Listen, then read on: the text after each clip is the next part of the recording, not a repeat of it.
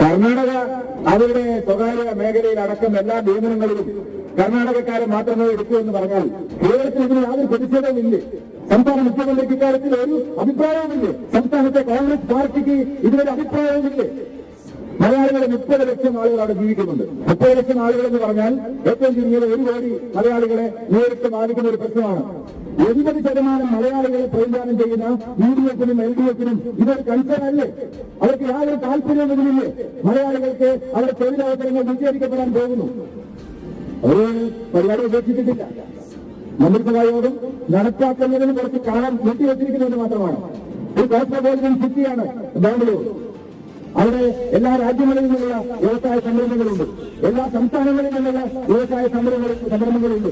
അങ്ങനെയാണ് തൊഴിലവസരം. നമ്മുടെ മുഖ്യമന്ത്രിയുടെ മകൾ തന്നെ വ്യവസായം തുടങ്ങാൻ പോയത് തിരുവനന്തപുരത്തെ കൊച്ചിയിലല്ല, ബാംഗ്ലൂരിലാണ്. വീണ വിജയൻ വ്യവസായം തുടങ്ങിയത് ബാംഗ്ലൂരിലാണ്. ഇവിടുത്തെ പല കോൺഗ്രസിന്റെ നേതാക്കന്മാരുടെയും വ്യവസായങ്ങൾ കച്ചവടങ്ങളൊക്കെ ബാംഗ്ലൂരിലാണ്. എന്തുകൊണ്ടാണ് അവര് കേരളത്തിന് എതിരായിട്ടുള്ള മലയാളികൾക്കെതിരായിട്ടുള്ള പച്ചയായ ഒരു സമീപനം വന്നിട്ടും ഒരക്ഷരം ശബ്ദിക്കാത്തതെന്നുള്ള ചോദ്യമാണ്. രാഷ്ട്രീയകാരനതുകൊണ്ട് കേന്ദ്രം കേരളവിരുദ്ധനാണെന്ന് പ്രചരിപ്പിക്കാൻ ശ്രമിക്കുക. യഥാർത്ഥത്തിൽ കേരളത്തിനെതിരായി പ്രവർത്തിക്കുന്ന കർണാടകയിലെ കോൺഗ്രസ് സർക്കാരിനെ വെള്ളപൂട്ടുക. ഇത് നടക്കുന്ന കാര്യമല്ല.